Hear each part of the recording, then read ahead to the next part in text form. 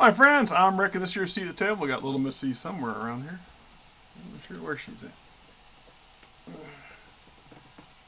Well, she was here. Maybe she's over there in the window. Anyhow, we're looking at Gray Monday, right? Or the beginning of the Dark Age. So, if you're not familiar with what the hyperpulse generators are, or the HPG network, this was the communications, the AT&T of the Starlink, the literal, entire internet communications network, broadcasting, all that stuff, on a galactic scale, across the inner sphere and beyond, was only possible because of the HPGs, these hyperpulse generators. Perhaps the second most important technological achievement of Terra's ancestors at the time. First being FTL, figuring out how to move beyond one solar system. So once we had the ability to project ourselves physically out into space and create colony worlds further and further away from Earth, we wanted to have the ability to communicate with them. And so the development, it's an offshoot of the jump drive technology that brings us the hyperspace pulse generator technology that we have. And so this was a very crucial service. And when the Starlink fell, and the only surviving entity aside from the predecessor of the clans, well, the Starlink Defense Force, who left the inner sphere to become the clans, was Comstar, which is, well, it became Comstar, but it was the Starlink Communications, and there's a whole slew of books on the Comstar source book, tells you all the history of it and stuff. But the crucial factor is that, can you imagine how our world today would function if the internet and telecommunications failed? If we were not able to communicate any faster than what it would take for somebody to physically send a note to you, like they did 120 years ago. The telegraph really changed. The railroad and the telegraph completely changed the world, not just America, but the world. And that's the truth. Those were crucial technological advances of their era. So for Battletech, jump drive technology and faster, long distance communications became paramount. As a matter of fact, that was part of the theme in the beginning of the Battltech universe. If you weren't, for those of you who weren't there, the idea was that jump ships are rare and extremely valuable and hard to produce, and that the entire inner sphere and periphery combined were only producing maybe a few dozen at most every year. And that's grossly insufficient. And I do a lot of harping in a lot of my videos over the years on the disparity numbers of what they implied, how many surviving jump ships there were versus the sheer amount of traffic that gets moved around. It didn't jive. At no point did it drive, but it didn't change anything. There could be a point when there's, we get down to 15,000 jump ships, and it's still a crisis because there's not enough. And if you're not replacing them, more importantly, you're not growing your fleets. You're either stagnant or worse. And that was where the inner sphere was. It was not stagnant; it was worse. They were actually slowly degrading. There was real possible threats that the capability to produce jump drives, let alone jump ships altogether, could cease to exist. And one of the key reasons that the houses ceased producing warships wasn't because of the extreme cost of the warships. You'd think powerful people with powerful, that want power are going to give a damn about that. No, that ain't got to do with it. The real problem was the technological failures. So the de-evolution of technology and knowledge cripples a lot of high-tech stuff, and we see that resurgence after the clans invade and this mad dash to catch up kind of stuff. And the Hell Memory Core really makes a big difference. But key here was the houses lost the means to produce the micro jump cores. Because if you look at a jump core, its traditional schematics, of a Star-Lord, for example, is what, half a mile long or damn close to it? It's a long, big long skinny ship. The lion's bulk of it is, the reason it's long and skinny is because the jump core that goes in it is that big. Warships used smaller, more compact versions of them that were actually technologically far more superior than the ones in the common merchant jump ship. And the ability to produce those and maintain them ceased to exist for the houses. That's the main reason the house stopped building warships. And once they all kind of came to a mutual agreement that we weren't going to waste our time with it. Because at the end of the day, they didn't have a choice. There was no house anywhere that had the ability to manufacture the jump drives for the warships. We know this because when the Inner Sphere gets its second win, after getting its ass whooped by the clans when they initially invade, we see the shock of the Inner Sphere with the reintroduction of warships. The Inner Sphere houses were horrified and envious extremes. We still were in the problem. They could produce. They had the shipyard capability, and the technology, and the resources, and the manpower, and the money to actually build the warships. They could build warships. They just couldn't put a jump drive in them. They couldn't build they just never figured out a way to build a warship around a normal jump drive, apparently.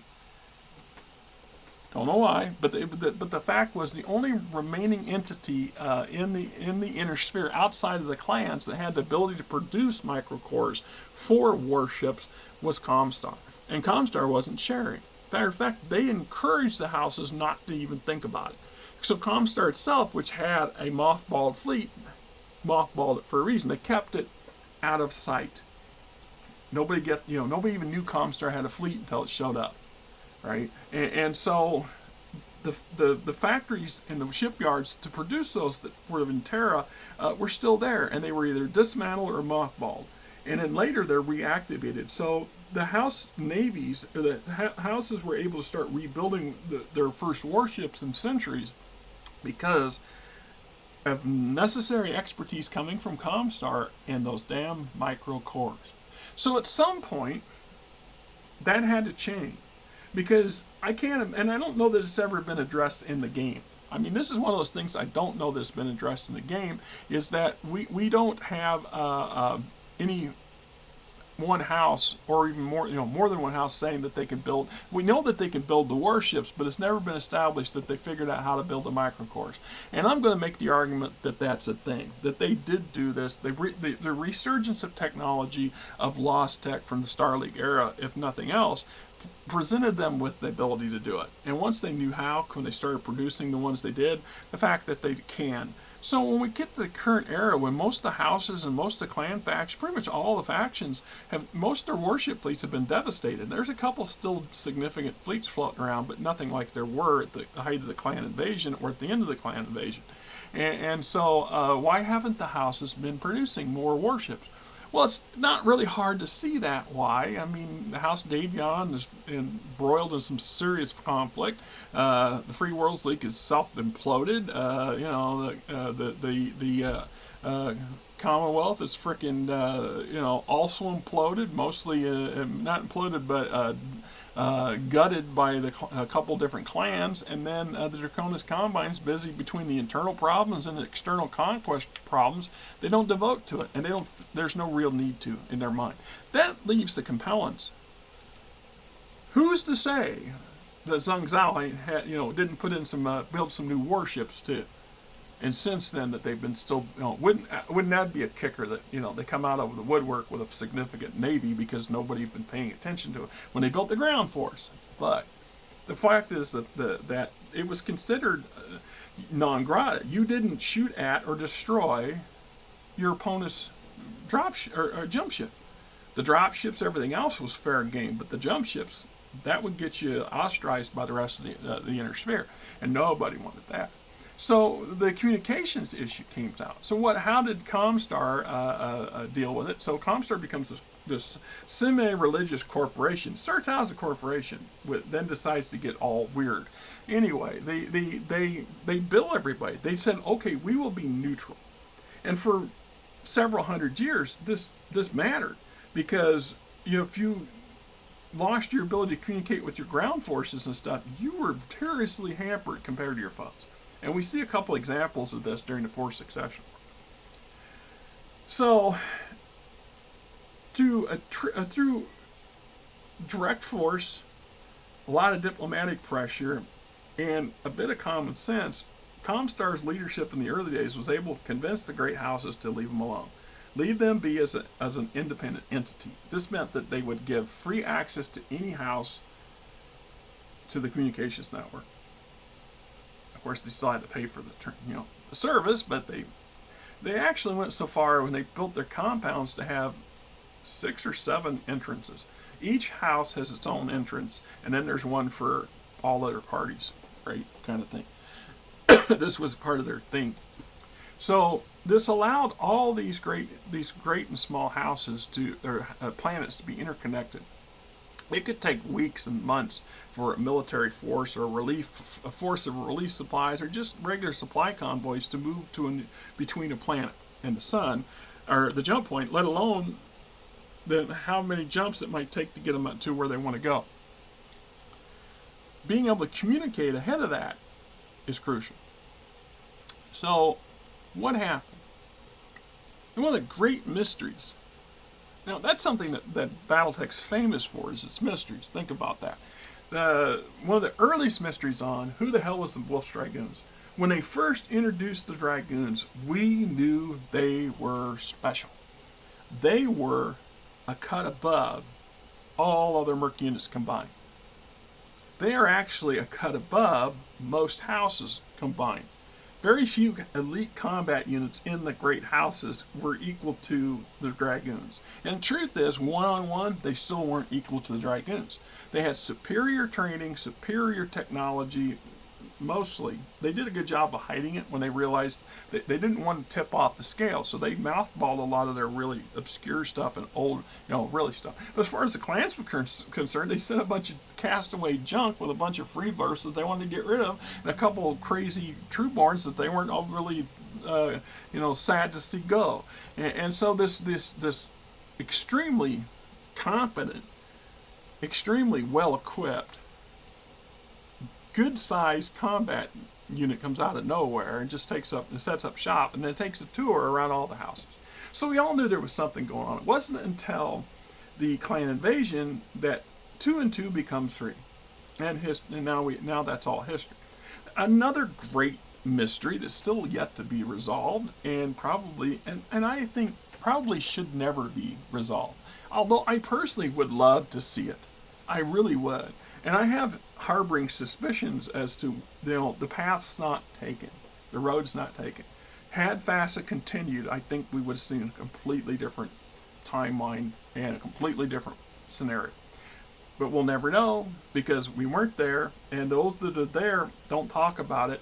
And in truth, most of those who do don't talk about it, but they acknowledge there's not much to talk about because they hadn't got to that point. There were ideas. There's always ideas of what comes next, but they focus on the current and the next generation stuff. So that's just how things work.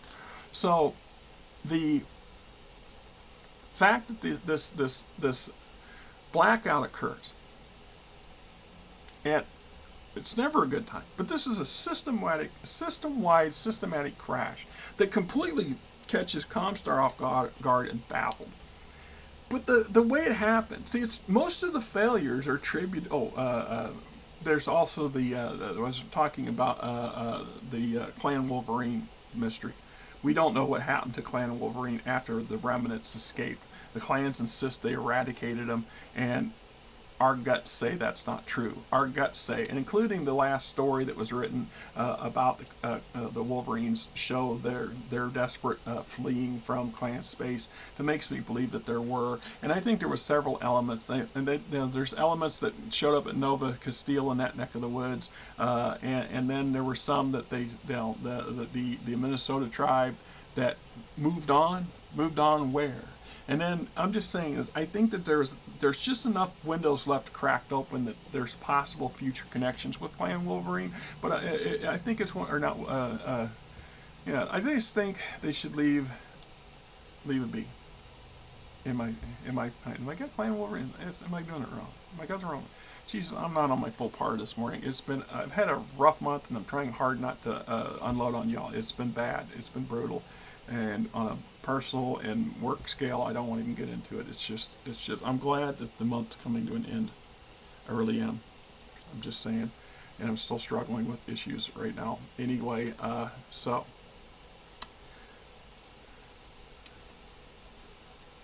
The problem is, the majority of the HPGs are taken down by is some kind of virus. Whether it was a created virus by recent entities or some doomsday scenario that got knowingly or accidentally tripped. Because who knows what kind of, the sort of people who are running the old, if you go back to the old days of Comstar, it's quite reasonable to assume that somebody might have put in fail-safes and said, look, the only people controlling this crap is us. And if you think you're going to kick us out or kill us and take over, you're going to wish you hadn't. This is like the Omega device for a communications network. That's what it felt like to me as I've read on it and as I listened to it and as I pondered what the hell happened. This implies it could be a simple mistake. It could have been intentional. There's rumors that said that Devlin Stone was behind it, that this person or that person, that the Word of Blake was behind it. And my arguments would be, well, if that was true, why didn't the Word of Blake trigger earlier than it happened? Sounded like the Word of Blake were taken by surprise. What was left of the Word of Blake was taken by surprise by this too. Although the Word of Blake was on the way out, so it's possible this could have been an FU action by somebody in that. But you would have that in a story someplace. That sort of connection really would have been in a story, not something we're just conjecture and assumption. We're just, just an opinion. We're just thinking about. What happens when they cut off this? Well, it's, like I said, the lion's share of it, but it's not all of it, though. There were incidents of sabotage. In one case, an individual was on a tour, managed to sneak a gun, a laser pistol inside, which is, questionable, and literally shoots the vital equipment in plain view of everybody, and then shoots himself. And then another operation was a couple of the HPGs were taken out in rather crude ways by bombs and like terrorist acts and by petty hired merc units to go trash the place that nobody knew about these merc units before, and there's no history of them after. So you have to wonder, where did these merc units come from? And usually low-end merc units, small ones, aren't up to snuff to do this, take on a Comstar Word of Blake compound. And that's another thing to consider too. Not all of these HPGs were not all controlled directly by Comstar at this point. There were a number of houses that taken that privilege away from Comstar and decided not to give it back to them, or gave it back to them on a very limited leash.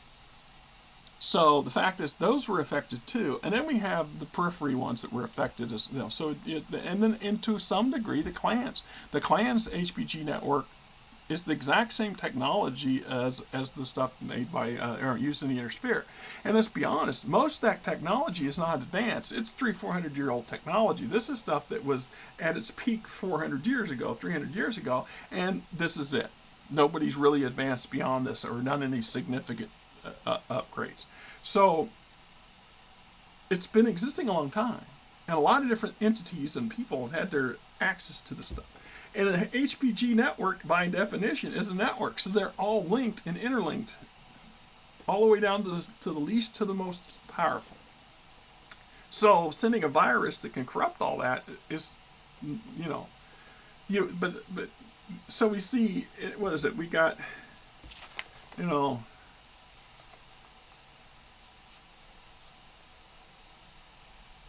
yeah, so we got some that were considered accidental. So what we don't, it was to cause chaos as a, final flip you off kind of the Inner Sphere kind of thing to punish you. We'll show you can't live without us kind of thing. Or was it an accident? Some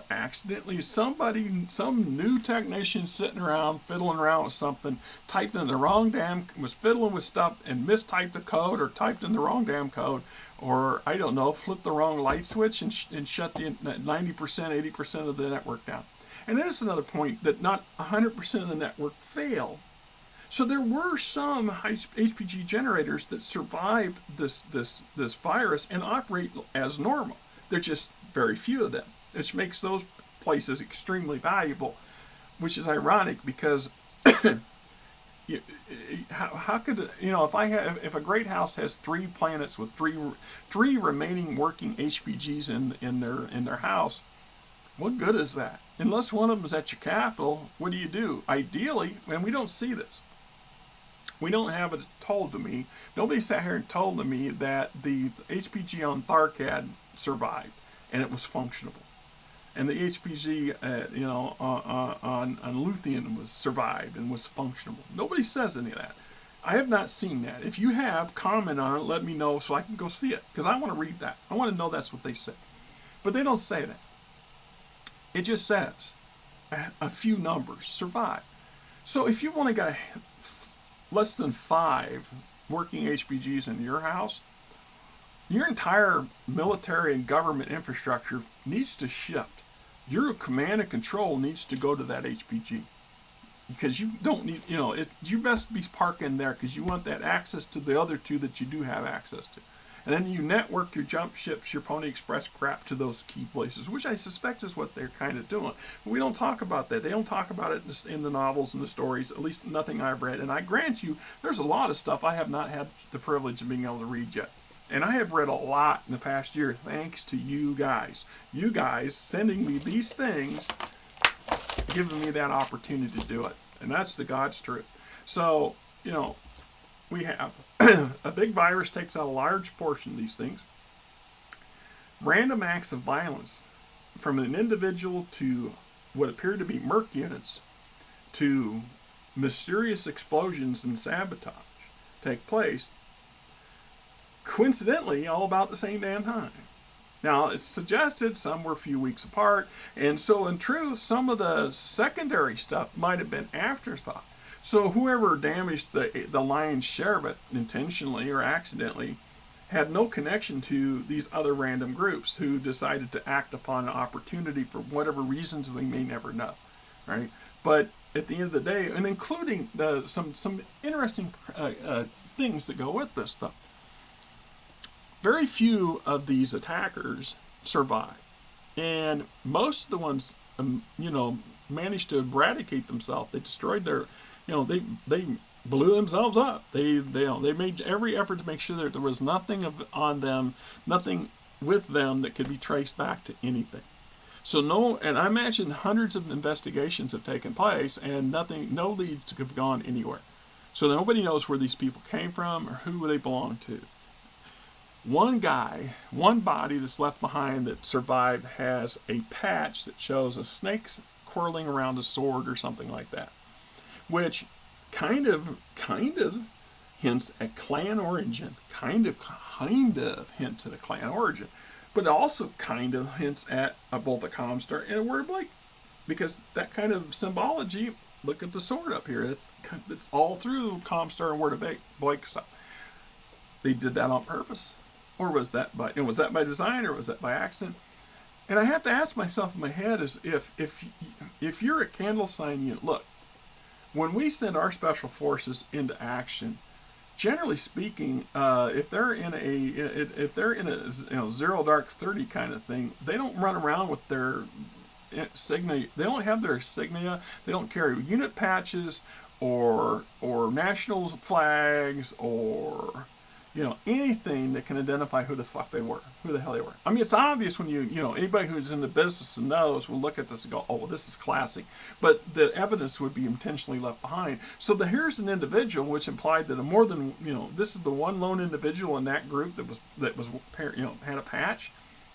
Sure, maybe it's just an outfit they're wearing. The patch was from something a long time ago, or it has absolutely no meaning at all. There was an era in the 80s where I wore a jean jacket, a denim jean jacket, which is loaded with Battltech patches all over it.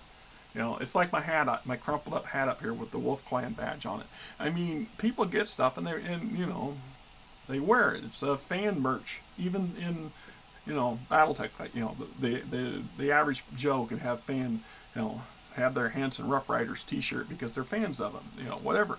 So the question is, in my mind, who? And I know we all want that answer. Everybody's asking that same question. Who was behind all of this? Because it implies that there was a coordinated effort to shut down and cripple the HP network. Now, the lion's share of them are crippled by a virus, which is unique. And then the significant portion of the remaining ones were taken out over the next couple weeks by individual or group actions or outright sabotage. Well, they're all sabotage in a way, but there's no ties or inclinations to who any of these people are or what they're tied to. I would have been better. I think personally, we're talking a great mystery, and this is one of those mysteries we never know, we'll never find out. It implies that there's yet another shadowy organization out there, aside from, well, let's look at this. One, it's either factions of Word of Blake. This is a big FU to the inner sphere. Well, we're not, we can't control you, we can't rule, and you're going to eradicate us. Well, we'll flip the doomsday device and FU. And that most likely is the most logical conclusion to how and why. Even then, Word of Blake may not have known the full implication of what that would do. Maybe they would. But it doesn't explain the rest, although it could. It could, because if we decide we're going to F the interfere, well, maybe we'll take what's left of our, the remnant of our forces and do our level best to do just that. If we can't have it, you can't have it, right? So the other possibility would be among the great houses. But why would the great houses want to cripple themselves? That's like the least possible scenario.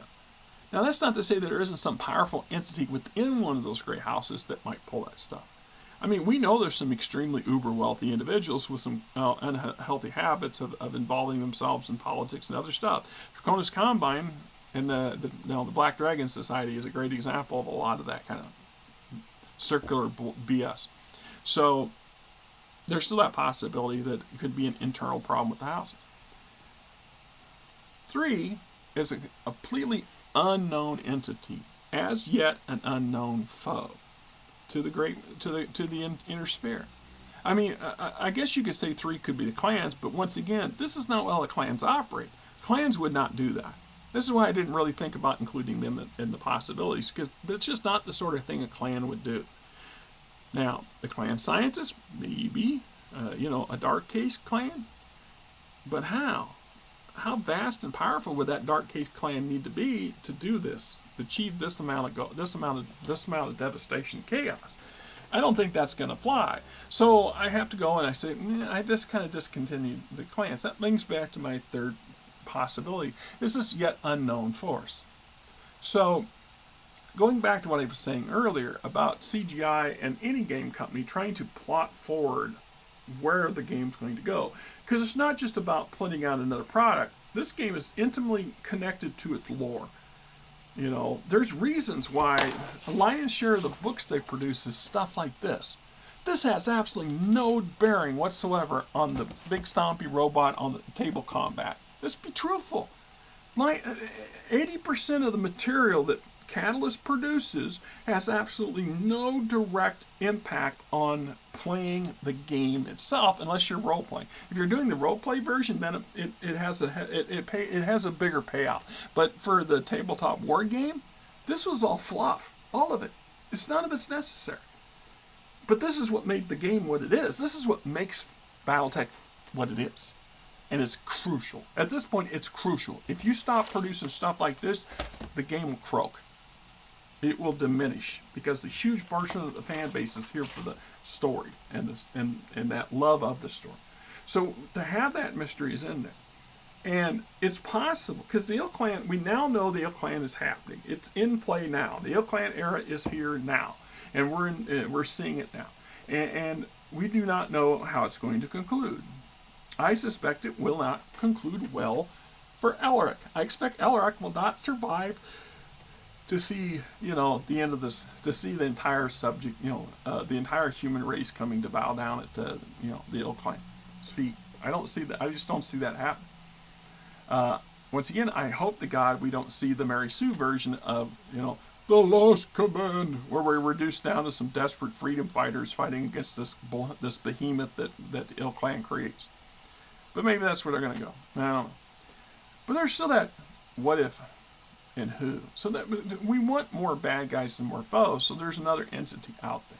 And there's just enough hints and pieces and stuff bouncing around through the history and the lore that would be easily to connect to something like this. So we'll go with the Clan Wolverine thing. Perhaps descendants of Clan Wolverine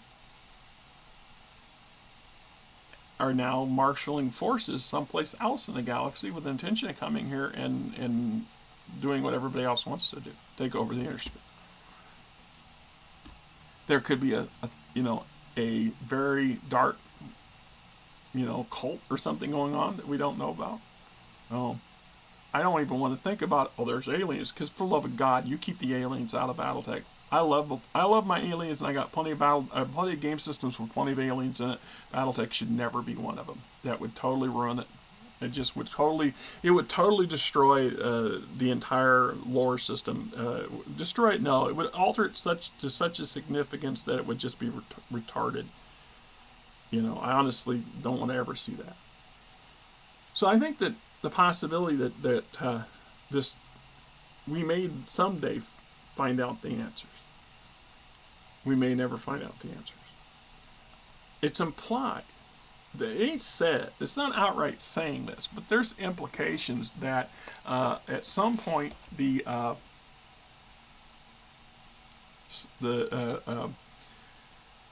Sea Fox, Clan Sea Fox,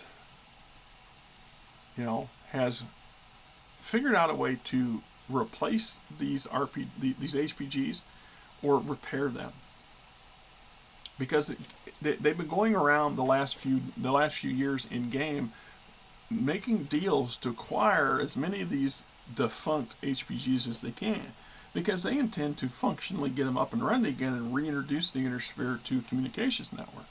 Which means they must have figured out how to either turn the virus off or how to get around it. We do know that there was one Comstar technician, and I can't think of his name right off the top of my head, that found a way to reactivate one of the damn HPGs to get it functioning, but he was whisked away and captured by, I don't know. So I'm looking at this thing. Experiment is an experiment gone wrong, an ancient Star League era doomsday program that somebody set off, or maybe just was pre-programmed to go off at a certain point. For economic gain, I can't see the value. I mean, for me, I don't see how you gain economically from disrupting the economy of everybody, because the economy of the inner sphere is intimately connected with that HPG, the ability to communicate.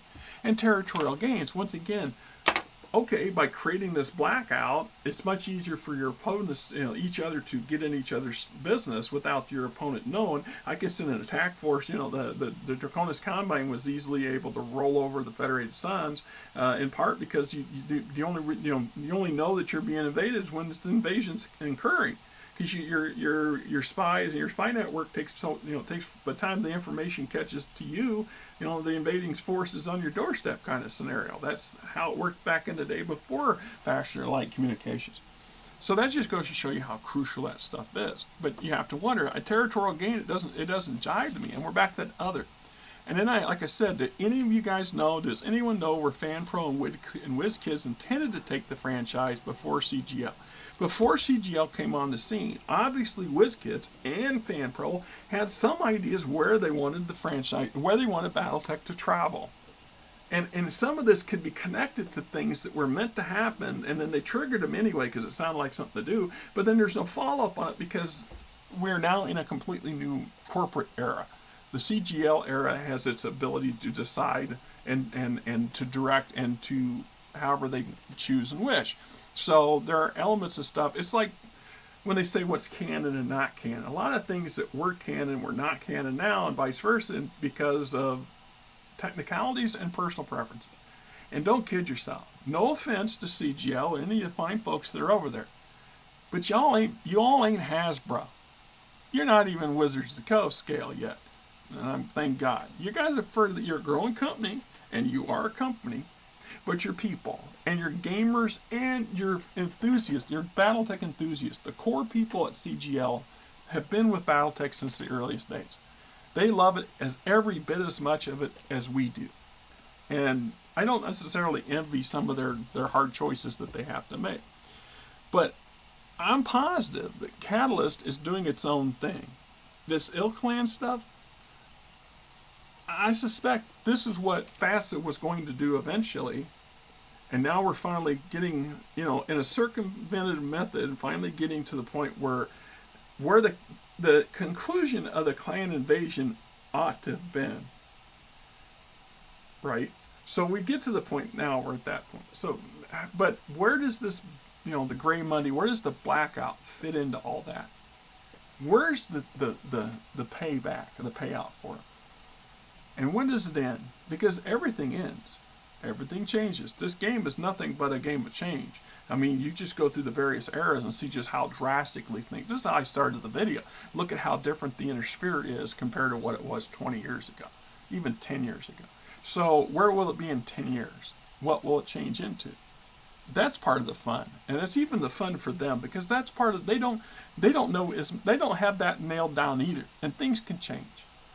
Something that might seem as mundane and minor, it's just kind of a sidebar, can blow up to a major theme or major storyline. So a side comment or small minor action of a couple minor characters in the novel could bloom into a completely different genre and a completely new era, because that's kind of how stuff plays out. We talk about the mysteries. You got Clan Wolverine. We got who did the blackout. I mean, the original Wolf Dragoons. The big mystery was solved eventually, but that was a huge mystery. The list keeps going on and on and on in my head. So I suspect at some point the Clan era concludes. It's the whole point of eras, right? So 4 or 5 years from now, the Clan era will have played itself out. At this point, a new era will begin. And how that will take flexion and where that will go is starting to be formed by stuff that's occurring now based on the people running the show there. It will be interesting. But I suspect that we will see the HPG network restored. I have mixed opinions on it. I don't totally 100% understand why they initiated it in the first damn place. Other than this was WizKid's way of breaking into their version of Battltech, was to initiate. This is what happened. I question whether or not that was well thought out, because why would they? The WizKids people didn't give a rat's butt. They didn't care one lick about the pen and paper side of stuff. I suspected they really didn't care about the lore either. All they cared about was making some money. And I don't know how many of the original people from FASA went to WizKid. I mean, that'd be interesting to know. Not that it matters, it just would be interesting to know. Because the fewer that went, the less that influence would go with them. More different things, right? I suspect that most of them ended up with what that did carry over was in FanPro, because FanPro did their level best to connect the dots from FASA to WizKids. And that wasn't easy by any means. And I think they did a pretty good job. So we will see what the next era will bring and where we head into that. I still suspect there's yet another entity out there. There's another shoe to be dropped yet, and we haven't heard it. Although it's quite possible that they took that shoe off and set it in a corner somewhere and decided not to drop it. There is an old phrase about writing, and it comes in many variations. And if you're any kind of serious writer, you will appreciate what the meaning behind it is. You should never, when writing a story, never leave unfired guns and unfired cats laying around. Think about that for a minute. I got that from a book on on writing well, and I want to say it was it might have been Kuntz, or it could have been Woods that said that. And they said never leave an unfired gun and an unfired cat laying around. Now the unfired gun thing kind of makes sense. The unfired cat thing, you have to kind of puzzle that one out and come to your own conclusions on it. But I suspect is don't start a don't put a story thread in if you don't have any intentions for it to go somewhere. Be careful doing that with too many. You don't want to pay too many loose ends on purpose. Loose ends are problems. And for individual novels, they're really a problem. Now, if you're building a series of novels, then those loose ends can weave themselves back into the story over time along the grander story. And this plays even more so when we're dealing with creating a lore base for a company like, or for a game system like Battletech or any game system. You need to have an understanding of lots of possibilities. And yes, they do dead end. Sometimes they come to an end and that's it. We'll never get any further with it because there's no desire, no need, or any point to it. And then others can be left into the wind and eventually grow into something else. That's a desired effect too, right? But I think the main thing was it's when you write a novel, in any significant story, a beginning, a middle, and an end. Now, I have written a number of novels. To my utter shame, I have procrastinated something fierce because they were all handwritten, and I need to type them on the damn computer so I can get a digital version of it, and then try to submit it or to self-publish. And I keep telling myself I'm going to do it, but it's taken me forever just to redo my would-be game system, and that's much more convoluted than the novel writing. But the novels, for me, when I write novels, I found it was very hard to write short stories. For me, short stories are never enough. The short story leaves too much unsaid. So to be able to create a very concise and very entertaining short story takes a lot of work. It's actually harder to work on short stories than it is on full-on novels, in my opinion. Ask another writer. Ask somebody who's gotten published if I'm even on the right track with that mindset. Short stories are much harder to do. Some people have a knack for them. And that's because some people have a knack for them. But if for the lion's share of people, it's easier to build a bigger story because there's always more to be told. And so when I started writing the novels, one of the things that it occurred to me was, I absolutely abhor first person. I feel retarded reading a book that says I did this and I did that. Me, I'm I, and I didn't do any of it. I'm the third person reading in. I want to hear a third person perspective, a narrative perspective. And that's preferably the lion's share of novels that we buy and read are from the third party perspective. It's written as if somebody is telling you a story as if Joe did this and Jane did that, not I did this and Jane did that, right?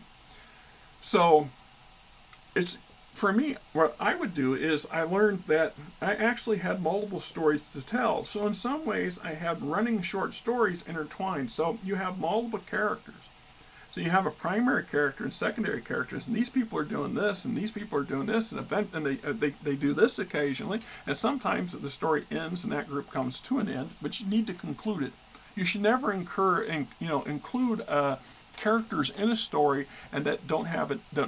You don't introduce somebody without having an exit for it. You don't introduce a gun and not have it go off somehow. Now that's a metaphor because the gun doesn't physically have to go off. Now there was a little One Piece when I was watching, because I've been binge watching One Piece for the last couple of months. I've been to 928, episode 928 or something right now. We're concluding the Whole Cake Island arc. But there was an earlier arc, and there was an earlier comment where Shanks, somebody pulls a gun on Shanks and then makes a threat. And Shanks says, guns are not a threat, they're an action. Are you going to act? This confused the gunman, because the gunman didn't understand what Shanks is saying. And one of Shanks' henchmen, one of Shanks' crew, comes up, pulls a gun, and shoots the bad guy in the back of the head. That's the metaphor for not leaving an unfired gun around, or an unfired cat. Anyway, I'm Rick. That's Missy. Until next time, I hope you guys have a great weekend. It's Easter weekend here while I'm doing these videos. Of course, this might be next week or week after that before it actually gets posted, but it's beautiful out there. And anyway, have a great day.